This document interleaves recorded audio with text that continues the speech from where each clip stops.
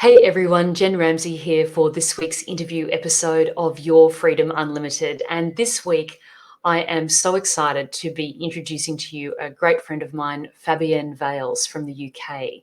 So Fabienne is an expert on emotional and mental well-being in the education sector. She's got over 20 years experience teaching people of all ages and is also also French language director at the University of Bristol. And with all of this experience, Fabienne is now on a mission to change the face of education by embedding well-being into the curriculum so students and staff can flourish and succeed. Fabienne has written 2 books, How to Grow a Grown-Up and also The Flourishing Student, Every Tutor's Guide to Promoting Mental Health, Wellbeing and Resilience in Higher Education.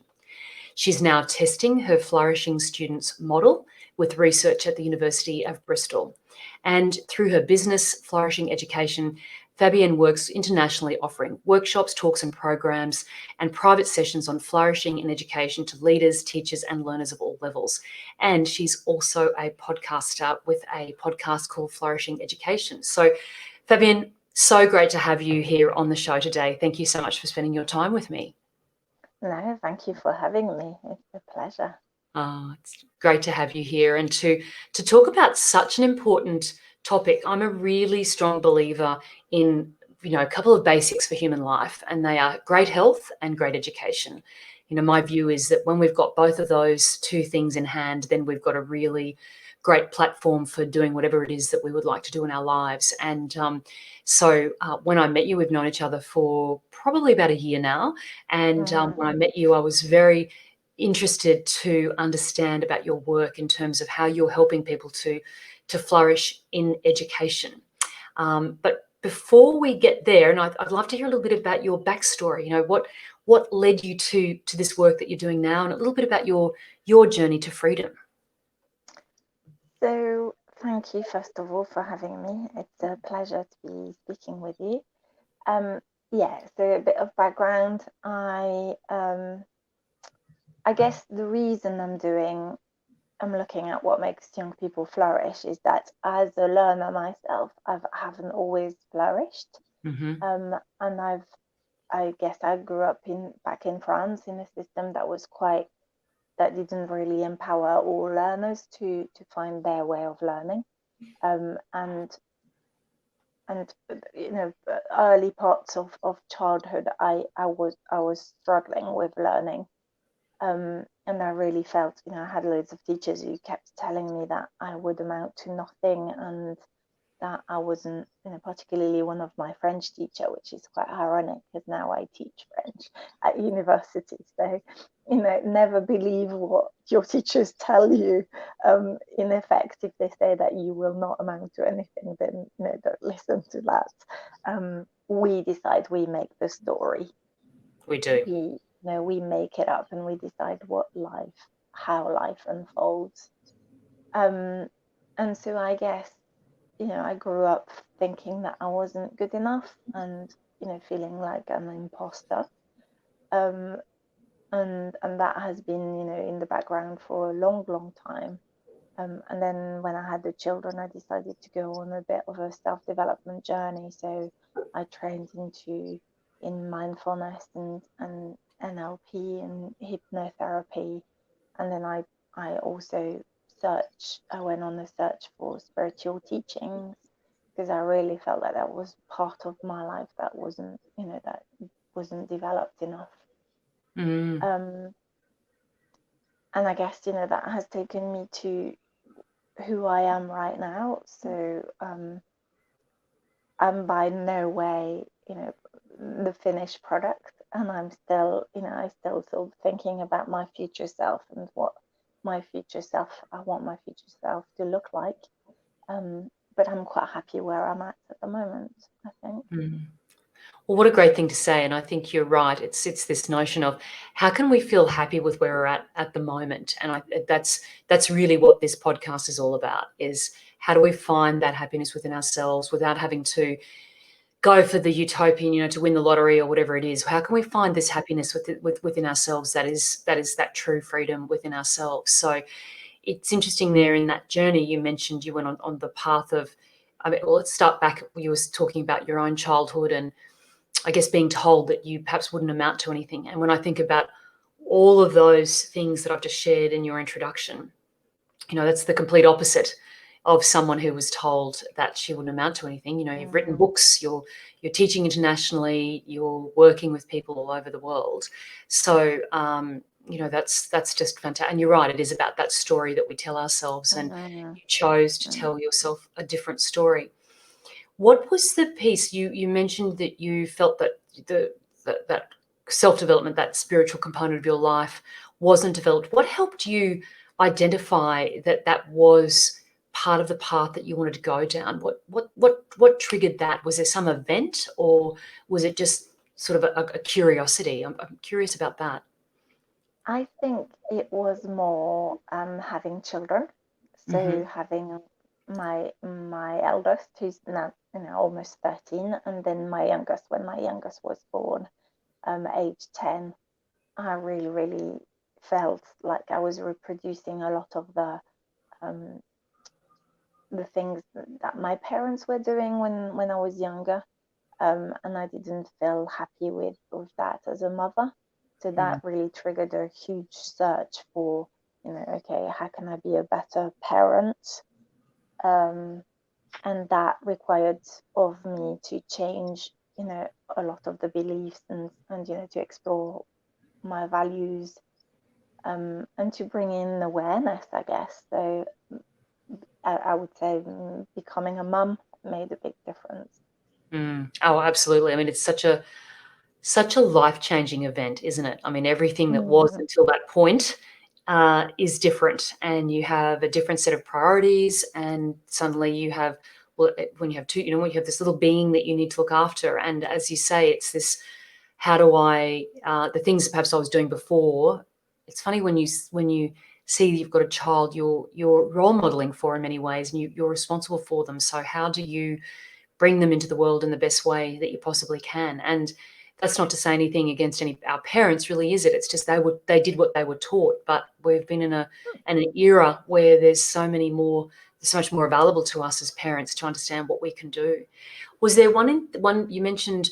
There was some beliefs or some ways of being that you felt weren't working for you. Was there one in particular that you felt wasn't working for you that you wanted to address? yes.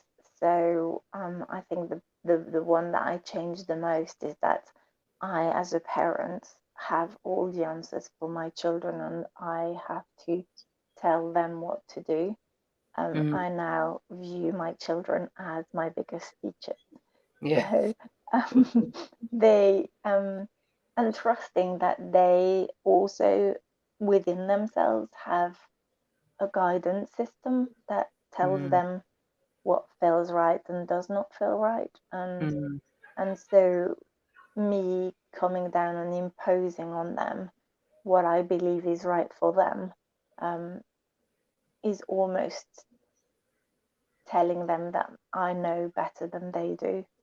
Um, and I think that that has to be the biggest shift in terms of my approach to mm. my relationship with my children. Mm, mm. No, it's a great one, isn't it? But it's, again, it's letting go of a lot of old conditioning, that how we were brought up as girls compared to then how we bring our own children up. And you're right, it's letting the go of that option that I know best. How did your boys respond to that when you let go of the reins in that way? What happened? What changed?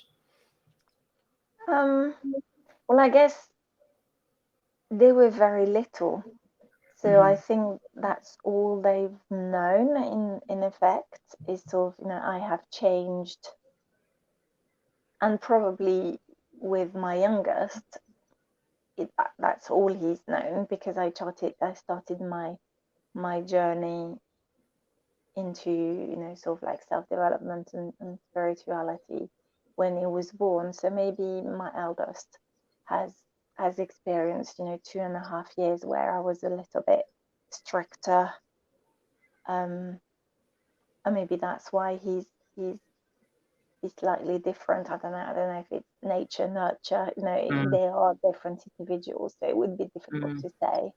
um mm, but they've pretty much, I mean, from the age of for my eldest, and from the minute he was born with Jack, I sort of started shifting my approach. So yeah, but they say, I mean, I can see that what I've taught them, or the way I've approached their education is having an effect on them, because they say things like to each other, "I don't like your behavior right now," rather than "I don't like you."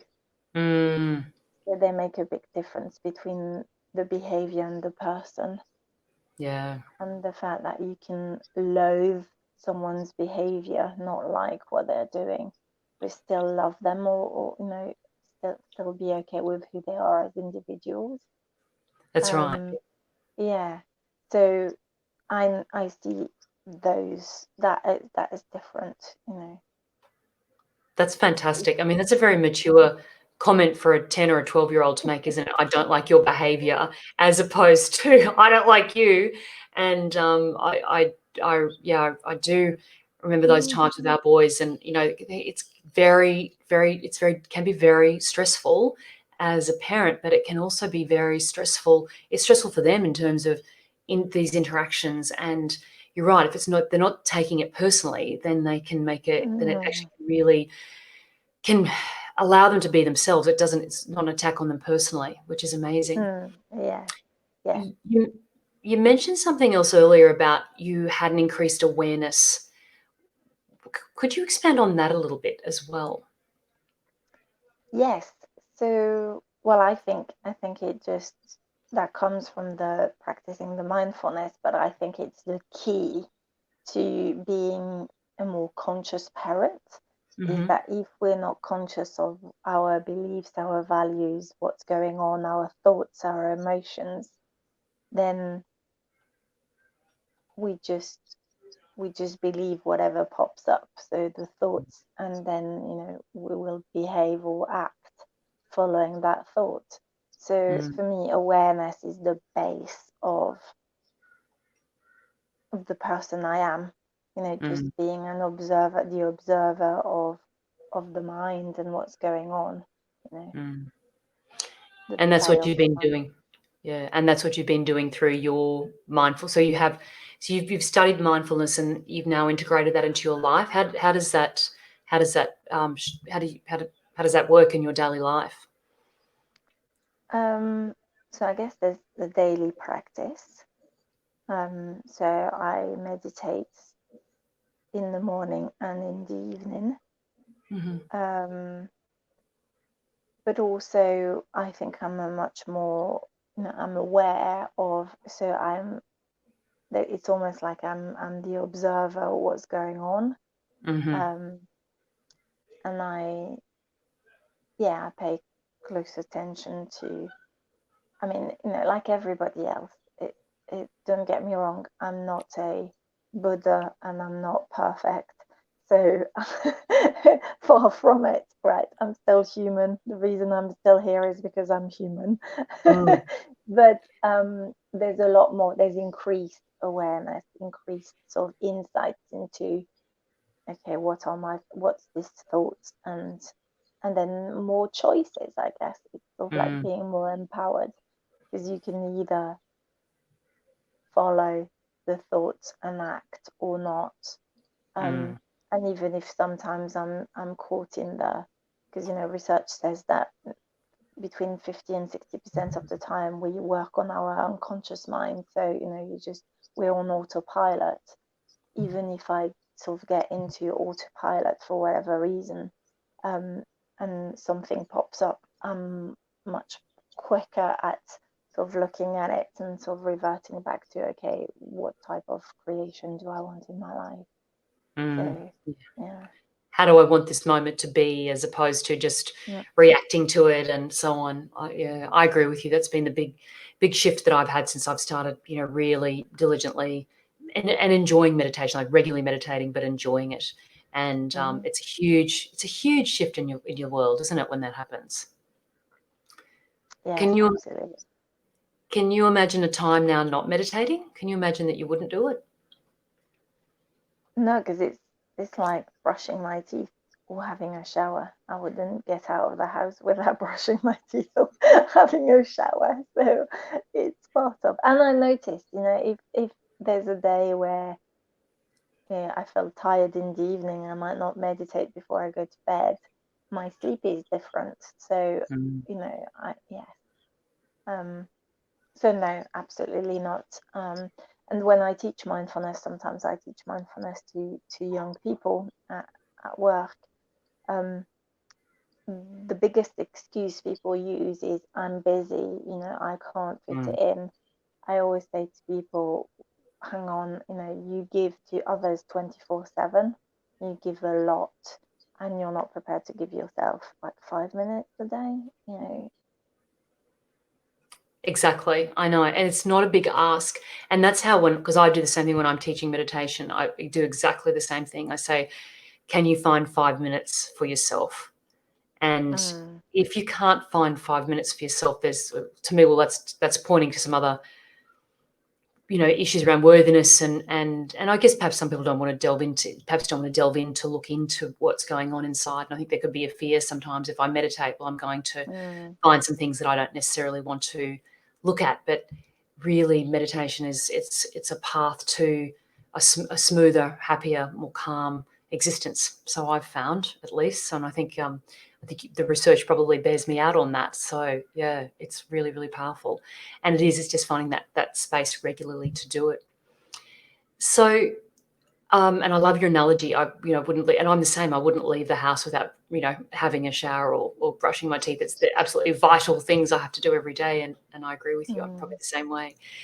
So, Yes, and I also think that for me, it's also the analogy of the plane. So, if you want to be of service to others, you have to put your oxygen mask on first. You can't pour from an empty cup. Um, and that's also part of the advantages and the benefit of doing mindfulness. It's not selfish to give ourselves enough oxygen so we can then give back to others. So I think that's really, really important, and really vital that people hear that in that piece, that it's not selfish to look after ourselves first, because otherwise we can't give to others effectively. that's it. You're exactly right. And in fact, I think the thing that I've found, and with a lot of work that I do as I'm coaching people as they're getting older, into their 40s and 50s, they're finding that they don't have the reserves that they used to have, and the things that used to work, the strategies and techniques that used to work, no longer work. And it's about finding this other place within yourself, but it's also the recuperation that meditation can give you. Yoga nidra, which is a very calming sort of body rotation type of meditation. They say that gives you back the equivalent of a certain percentage of sleep, because you've calmed your body to such a degree. So there's so many health benefits as well. I was reading. I won't go into it all here, but I was reading a book by a neuroscientist the other day, and he said regardless of any other benefits, he said it's just like exercise. There's so much to meditation in terms of what it just does for your physiological being, as opposed to your emotional and mental well-being as well. So, what a great platform then, in terms of your own personal life, in terms of how you had that breakthrough, you had your own children, and realised that there was a need to do this parenting thing in a very different way. Where did it come to you? You've been, as I said earlier, you've been educating for more than 20 years. You are French language director at the University of Bristol. When did it come to you that perhaps you wanted to do this work in helping people flourish in education? What inspired that? Was there a particular episode or incident, or was it again just an awareness over a period of time? No, definitely there was an event. And the event is, I used to work for the university between 2000 and 2005, and then I took a 9-year gap where I left and I set up my own business. So my background is in linguistics and in what we call intercultural competence, so cultural agility, looking at what people make, what skills people have when they are culturally agile, when they live in a foreign country and they adapt to that foreign country. And I was teaching that to business people, just quite happy. And then the boys, obviously working part-time, being with the boys, and then the boys went to primary school. And when my youngest started primary school, um, I said to my husband, okay, I have two options here. Either I go and look for more clients, or I find something else. And that sort of something else came in the form of a text message from a colleague at the university saying, there's an opportunity for a sabbatical. So, for 1 year, do you want to come? And to be completely honest, initially I didn't want to go back to HE. Mm-hmm. And I sort of really found loads of excuses not to go back, but it was almost like the universe kept saying, no, you need to go back, you need to go back. So as an example, I kept saying, but it's full time and the boys, and then my neighbor set up as a childminder and said, I'll have your boys. So things like that kept happening. And then in 2014, I ended up going back to the university, and what I found then in 2014, to say that it was a shock is an understatement. I was completely and utterly horrified by what I discovered. Like, young people were so stressed and anxious, and where clearly a lot of them were languishing rather than flourishing. Wow. And because I'm quite curious, I started researching and going, what is going on here? So, How interesting. So that 9 years gap. So it was 9 years. Not, I mm-hmm. mean, it's a period of time, but it's not an enormous amount of time in the scheme of a whole life, I guess. And for you to notice such a distinct difference in how the students were, so literally their well-being, you saw a big difference. And was Yeah. this all students, or was this students starting out at the beginning of university, or was it students throughout wherever they were in their life at uni? No, throughout. So throughout university life. Yes, from first year to all the way to final year. And I think I always use the analogy of the the intercultural competence, which was really helpful. Is that, I don't know if you know, but when we enter a new culture, we go through something that's called culture shock. So Yep. it's almost like it's a sort of U curve like that. And so you enter, and initially you're quite euphoric, and everything looks amazing, and it's fantastic. It's called the honeymoon period. And then you just go down, and then you start noticing all of the things that they do completely differently from your how you do things, and that really triggers your values and your beliefs. And then there's adaptation. And what I've noticed with students is that a lot of them were encountering a huge culture shock when they arrived in higher education. Not surprisingly, because the system from primary to secondary is very funneled. They're really sort of like taken care of and told, this is how you do it. The answer is at the back of the book, all of those things. And then they arrive at university. I mean, I don't know if it's the same in Australia, but certainly in the UK, we just sort of say to them, welcome to the independent world of critical thinking. And Yep. they just look at you and go, oh my God, what is that? I don't know.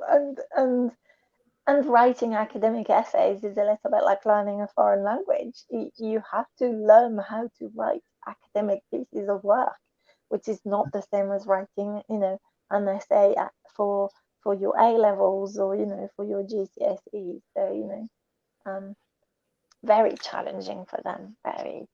Yep. It is here too. It's similar. It's very, it's funneled. And I think we look at it after our kids until you're 12, they're looking after all of their needs in terms of their studies, but also all of their extracurricular activities.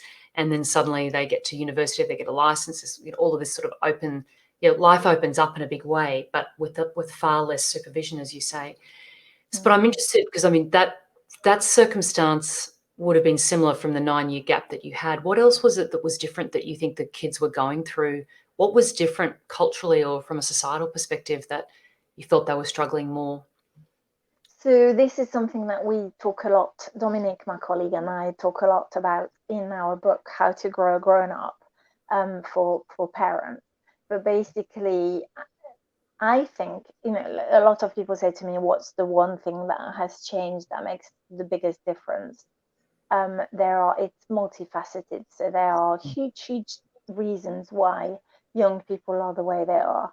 I think I'll give you a few of those. I think one of the biggest reasons young people are showing a lot of stress and anxiety is that they are being raised in a completely competitive environment.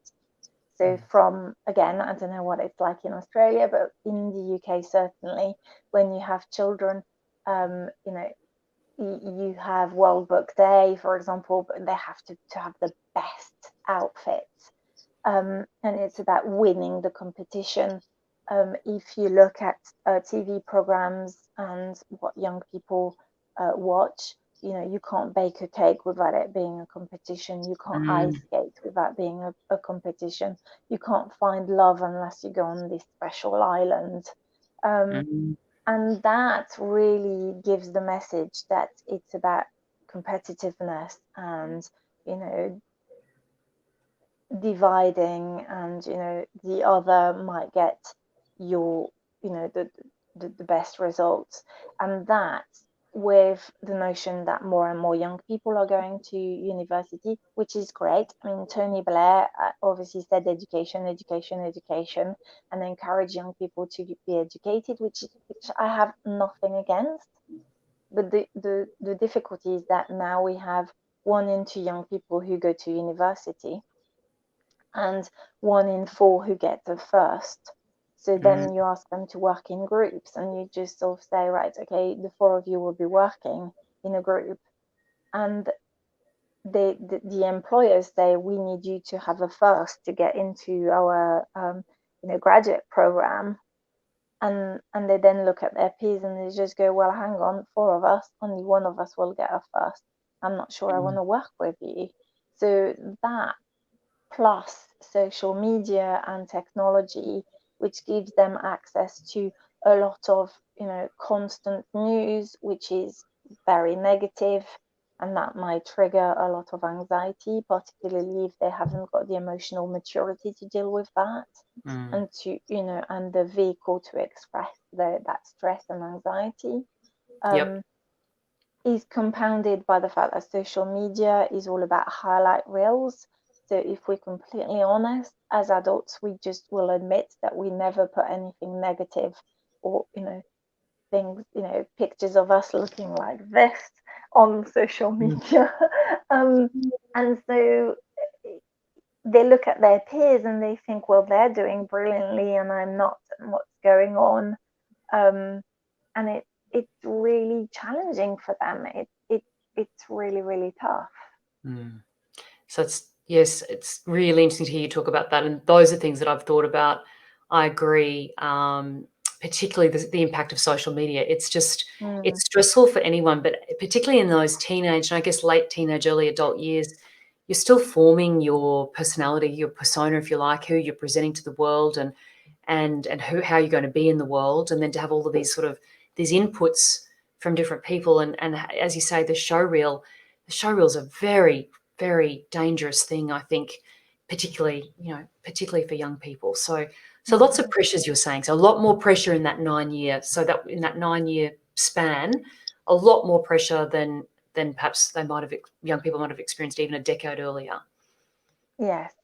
And then an educational system that funnels and gets them to this is how you learn, this is how you get the A star. So also giving young people the identity of, I am an A star pupil, I am bright.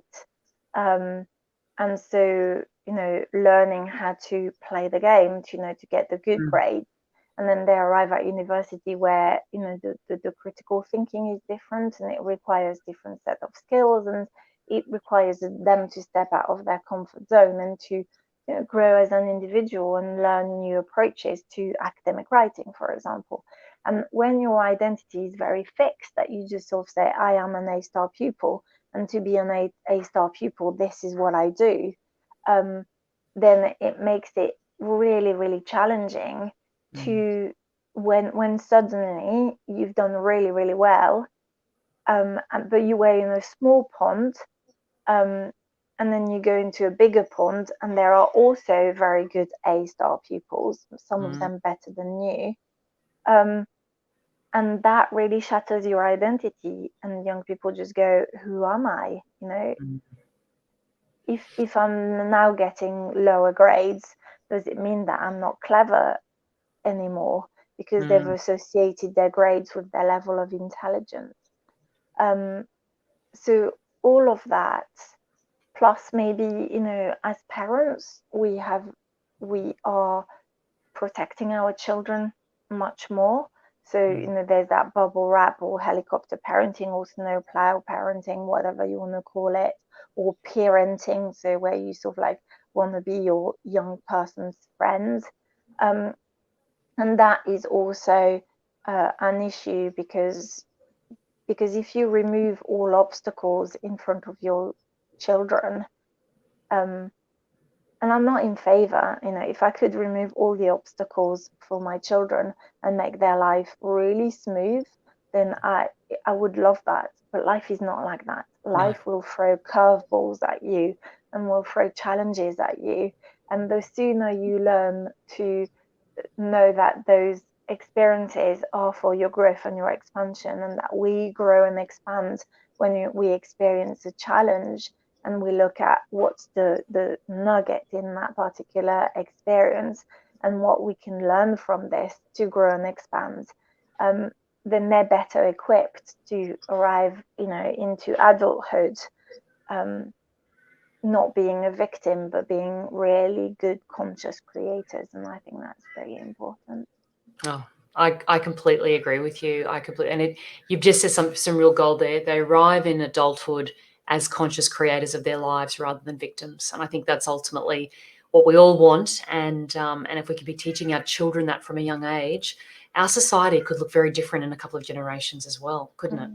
It's just Yes, amazing. and yes, and also teaching that as conscious creators, it's also moving away from that notion of competitiveness, so we can, you know, the what really I'm passionate about is our educational systems are very focused on, you know, we have at the moment neuroscience sort of say 3 main brains. I'm sure they'll find much more neurons throughout our bodies, but you know, our head, our heart, and our gut.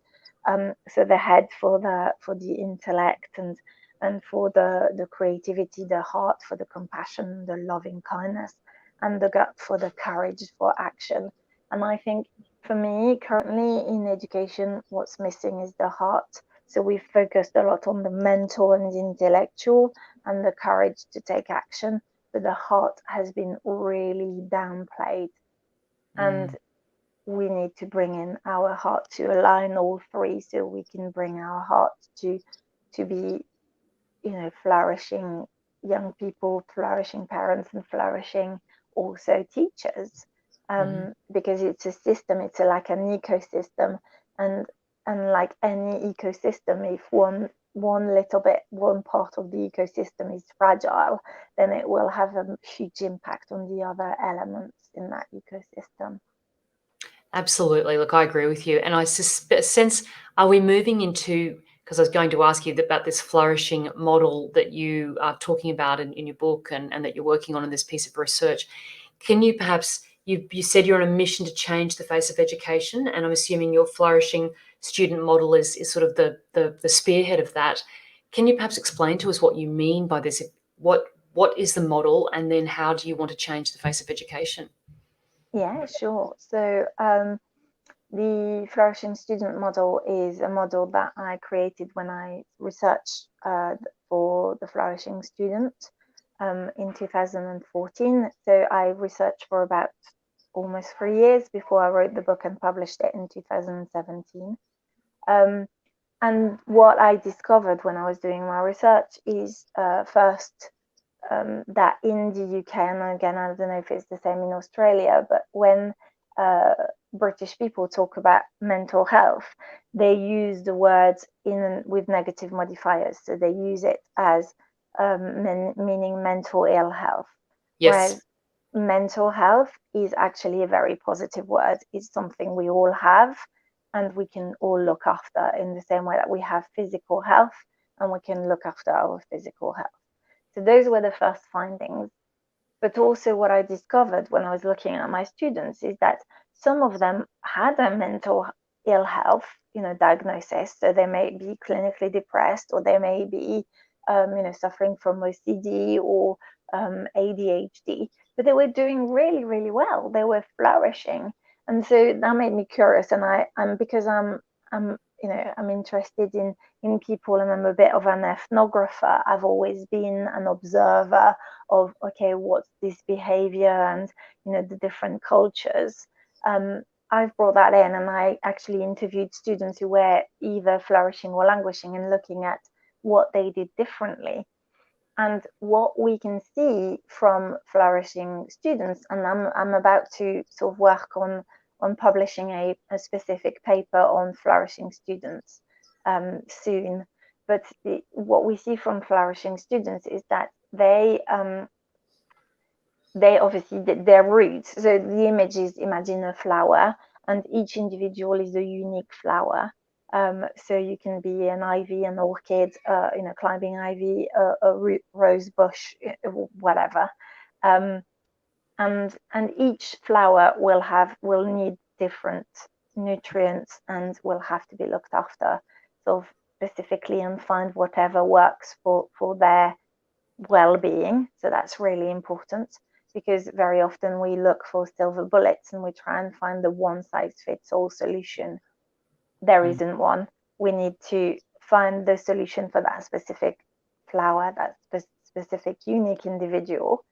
And then, so at the bottom, the roots, and the roots contain our values, our beliefs, our past experiences, the things we bring with us. Into the stem. So the stem is our mindset, and we either have a fixed mindset or a growth mindset. Again, it's all of this is a continuum. So we may have a fixed mindset in one area more than another. But the growth mindset is all of the work of Carol Dweck in the States. Yep.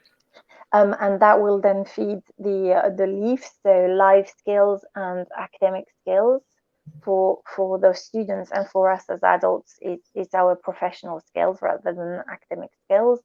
And then at the top you have the petals with the head of the flower, and you have 5 healths. So flourishing students don't just focus on their mental health, but they also focus on their physical health. So from some of the interviews, actually sleep is one of the biggest underrated part of the physical health that people or young people don't always use effectively. So they pull all-nighters, and that has quite a lot of negative effects on their physical and mental health and emotional health. Then emotional health, so the ability to express your emotions, both positive and negative, effectively. Social health, having a good tribe and a good network of people you can rely on and have a sense of belonging and develop positive relationships. And finally, the most, again, sort of less spoken of, particularly in education, spiritual health. So either a clear sense of belonging, or a clear sense of I know why I'm studying what I'm studying, because I want to be an interpreter for the United Nations, for example, or actually a sense of belonging, being part of something bigger, the universe, God, whatever you want to call it. So those are the five health. And then the other 5 is linked to that cultural agility that I mentioned. And what I noticed is that young people who are flourishing are open, curious, flexible, they are resilient, and they use language. So the story they tell are different from languishing students. Because a flourishing student will say it's possible and I can, whereas, or they might say it's difficult, but I'm trying, I'm doing my best. Whereas a languishing student is more likely to say I can't, swiftly followed by do it for me. Wow, how powerful. So it's coming back to those stories that we tell ourselves. This is what I talk about on Your Freedom Unlimited all the time. And it is so powerful. What I also think is amazing how you've brought together that, obviously the research you've done in terms of how students are operating, but then marrying up with those cultural agility principles. That's a really fascinating way of looking at it, very unique way, only available to you probably because of your background. You've been able to really bring those things together. That's amazing. So it's very powerful. So we've got the 5 healths and then those 5 elements so there's 5 characteristics. And for you, so it's really 10 elements that allow us to sort of flourish or not. So I was interested earlier when you said you're doing the research and you said there were some people, say, with ADHD or one of the Ds that were still flourishing. What were they doing? Because I know this is it's a growing concern for a lot of parents, and everyone wants their children to flourish. But what were the ADHD people doing that was supporting them to flourish? Well, they were, first of all, acknowledging where they were at. Mm-hmm. So I think one of the biggest, I was saying about the fact that as human beings, we're quite lazy and we want shortcuts and we want easy one-size-fits-all solutions. And I think that the students that I met who had ADD or ADHD, I mean, all of those, first recognized that this is where they were at, so that acceptance of what's going on for them, but not turning their illness. And it's true of a lot of other students who had other things like depression. So again, in terms of the language, the difference between saying I am depressed as opposed to I have ADHD or I suffer from, because that I am, again, it becomes your identity, it's who you are, so it will just drive everything you do and every behavior. So just a shift of language might be,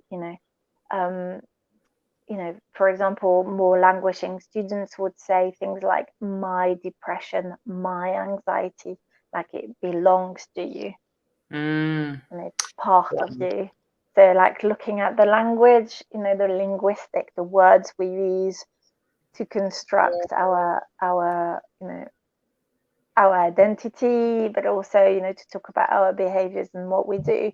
And I think that particular student I can think of, he very much accepted that this, just like you would accept, I guess, and this is what I would really love to see a lot more of in terms of mental illness versus the mental health, which is a continuum. We go up and down, and we always have, is that he recognized that just like obviously the ADHD or the depression would be an illness, just like you would suffer from cancer or you would suffer from cholesterol or something else, another illness. So he found he sought the medical advice to help him deal with that in an effective way, so he could then still live well, because it's possible to live well even if you have an illness.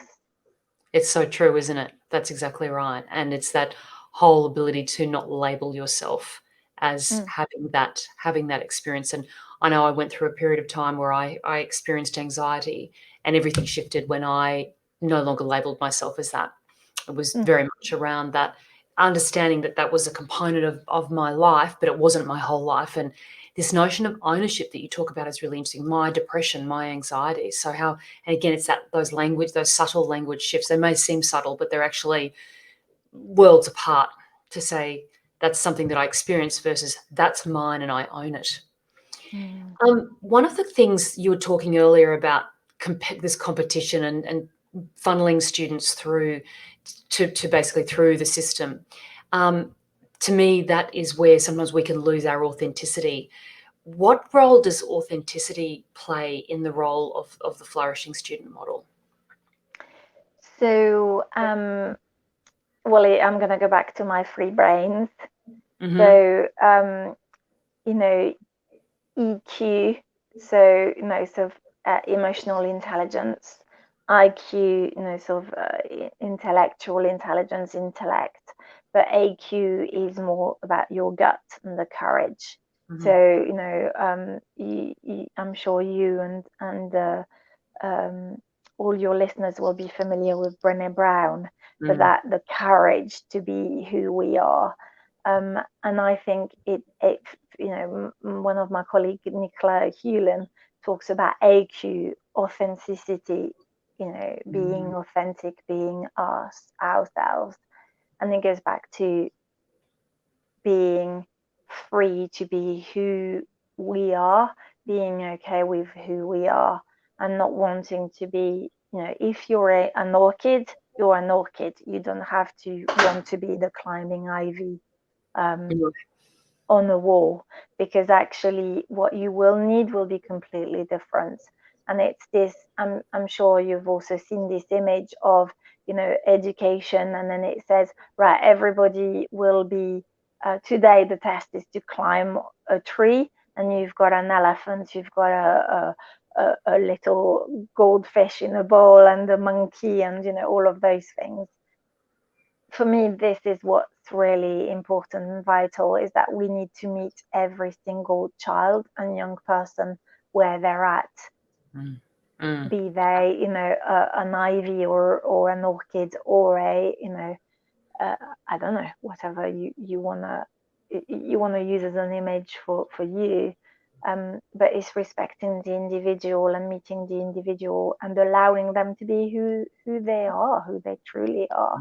And it goes back to, sort of like circle to the beginning of our conversation when I said, I am allowing my children to be themselves, and to go and explore what makes them tick, what they like, what they're interested in, rather than just saying, no, you can't do this, or no, you will go and do that, or I think you should go and study, because that's one of the things that I see with some of my students. They arrive at university and they've been taught that they need a degree, and they may not be passionate about the subject, but their teachers will say, oh, you're good at French, so go and study French.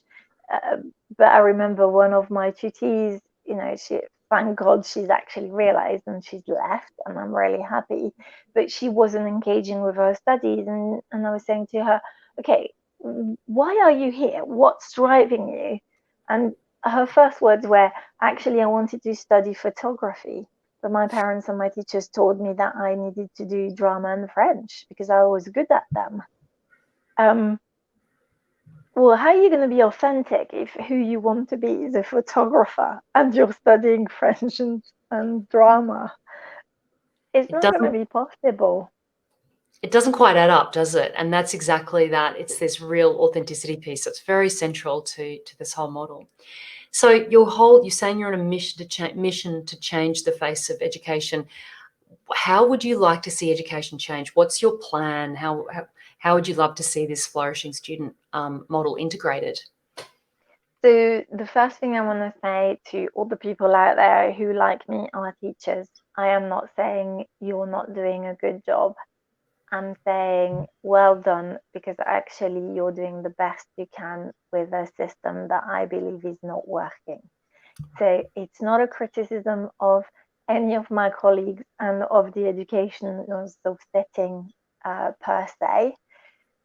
It's a notion that I think we need to have an upgrade of the educational system, because it's still based on a very Prussian sort of version of, we educate people either to join the army or to go into factories. And I think we need to look at our system so that it can enable young people to become curious, lifelong learners.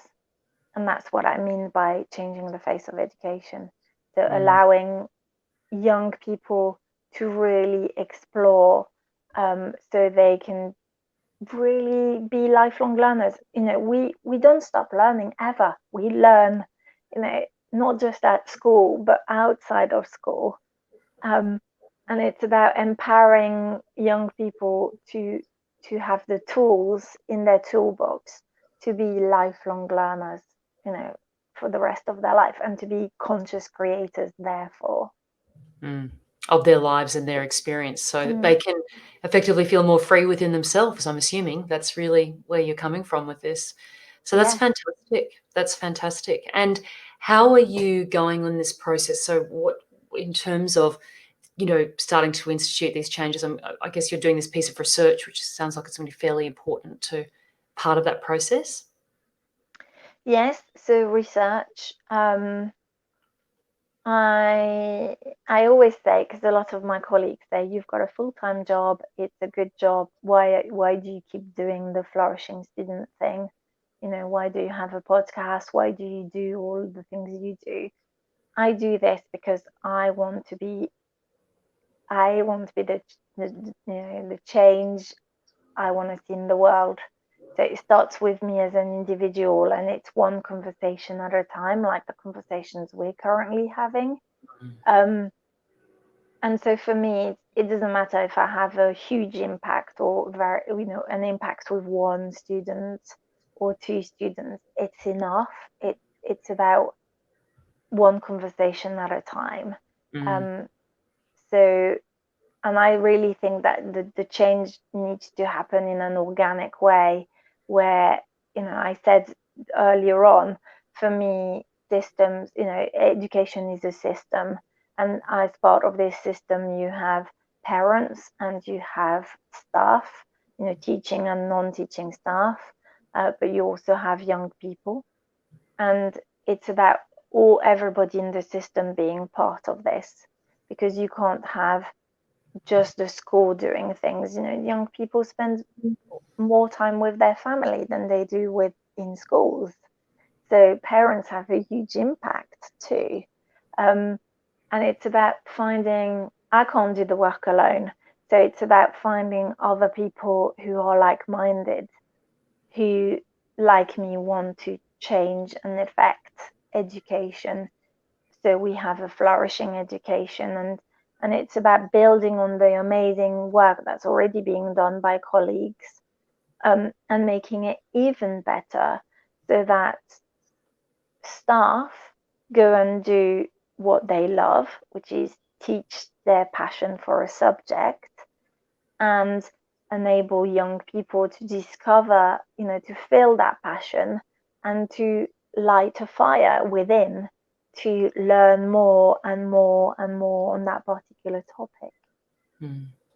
So what would a change system look like? How would that be different to, say, what you're experiencing now? Is it this more open flow that you're talking about, of students being able to go and choose what they want to learn? How would it look different? I think it would be different in a sense that the grades would not be the end all and be all. So, you know, there's really high stakes sort of exams, and the fact that the focus is about getting the good grades at the end. It's valid. I mean, you know, yes, we need to validate learning to show that the person has learned and understands the topic. I get it. You know, I'm in education, and I understand that we need to assess. But the problem is the focus currently on grades and on results is taking away from the learning process and what it requires to be a lifelong learner. You know, that openness, that curiosity. If you're told there's only one answer, it's at the back of the book, that kills curiosity. You know, you're not going to want to explore different things. And I don't know about you, but every time I've been interested in a topic, that sparked curiosity, and then I've been really like wanting to know more and more and more and more. So this is what I would like to see a lot more of in education, is sparking little, you know, interest, you know, fire within. I can't remember, you know, it's Freire's sort of work saying, well, you know, Paulo Freire's work saying, it's not like a banking system. we don't have to fill our kids with knowledge. It's about enabling them to explore and sort of say yes, no, that doesn't, I don't really like that, and being okay with that. I've always been more interested in language, in modern languages, in English, in Spanish, in French. Then as I sort of developed more confidence in myself as a learner, and trust that our young people, if we allow them to explore that inner guidance, have inner guidance. They know what feels right and what does not feel right for them. And it's that learning to trust that, isn't it? And I think as adults, I mean, I've been learning over the last few years to trust my own inner guidance, and that's been quite a journey. But if we can instill this in young people, all the better. So does that link back, Fabienne, into, you mentioned earlier, quite a bit earlier in our conversation about the heart piece is perhaps not being emphasised much in education, the grades have and the courage has, but not so much the heart. How does that play into this? I'm curious about that. What's your view on how that how that plays into this picture? So this is the work in progress that I'm currently looking at. I've just put an application in for funding to work with a local school back in the UK, to create it's literally a co-designed well-being program with a group of 10 young people. So the other thing that I think has been happening around well-being is that we, again, the adults, are coming in as saying to young people, this is how you need to do it, and this is how you look after your well-being. And actually speaking to young people, they see that as us being hypocritical, because they see us adults, teachers, head teachers, parents, as the main source of their stress. The same with education. And they say, well, you're the main source of my stress and you're asking me to look after my mental health and my well-being. That's really hypocritical. So I think there needs to be a shift again, with young people, where we co-create, because young people are the best place to know what well-being looks like for them, given their culture, the environment they're growing in, they're growing up in. And so the plan I have is to create, so yes, of course, with my research and my knowledge, I have some knowledge and I have something that I can help them with. So, the building awareness through mindfulness, the teaching them cultural agility, the, body movement and learning to listen to your body and the inner guidance, all of that is extremely valid. And so I'm going to work with professionals to work with those 10 young people and share with them, and then enable them to use the program, what we're going to be teaching them, to develop their well-being programs for them, unique individuals, what works for them, and then to go out there in the school and become well-being champions. So they then impart their knowledge with their peers, because they'll listen much more to their peers than they'll listen to me, middle-aged, woman, and really empower young people to take charge of their well-being, of discovering, okay, what is a little bit skewed in my well-being? Is it my mental health? Is it my physical health? Am I not very good at expressing my emotions, or sitting with my negative emotions? Is it more my spiritual health? Do I feel that I'm exploring something that I'm passionate about? What's my language like? All of those things. And for everybody, I know I've said this several times now, in almost an hour, but it's about recognizing that we are all unique individuals.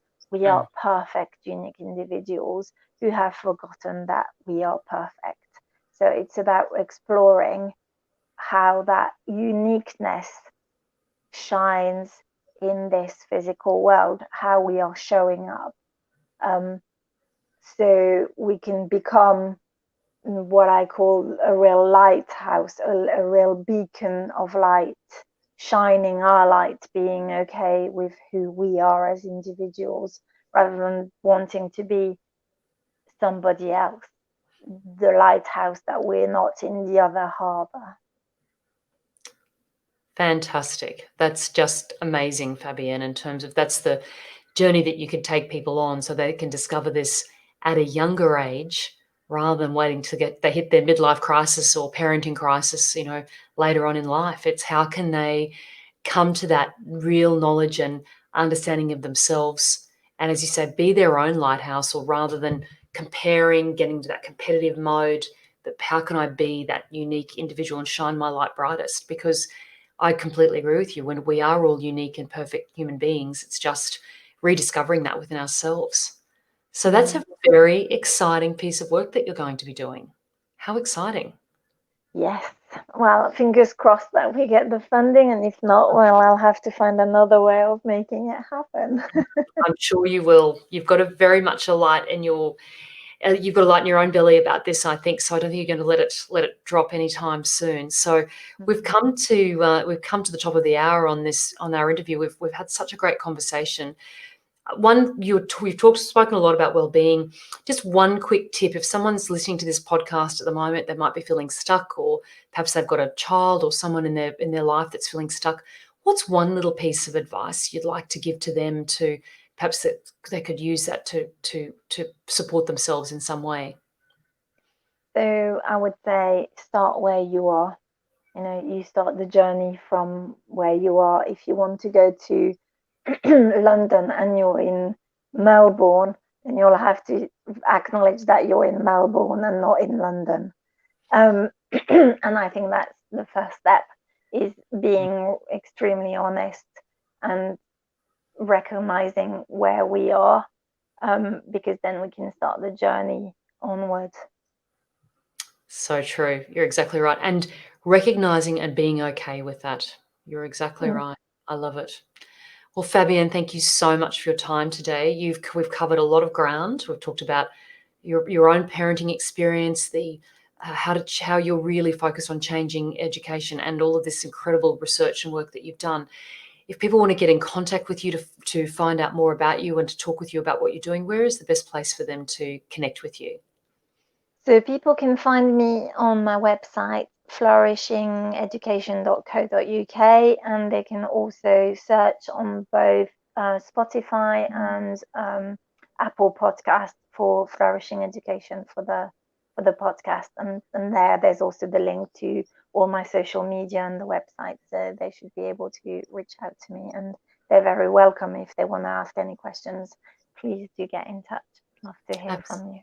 Absolutely. We'll have all of those links in the show notes as well to this show. So, well, Fabienne, I want to say thank you so much again for your time today. It's been a really enlightening hour, and looking at the world through your eyes as an educator, but also what you're wanting to do to really help shift the needle in a big way for students and for teachers alike. We didn't even really talk about how you're going to do that with teachers. We might talk about that in the future, but thank you so much for your time. I really, really appreciate it. No, thank you. Thanks for having me. It's been a pleasure speaking to you, Jen. It's been great. We'll talk again very soon. Yes, speak to you soon. Bye. Bye.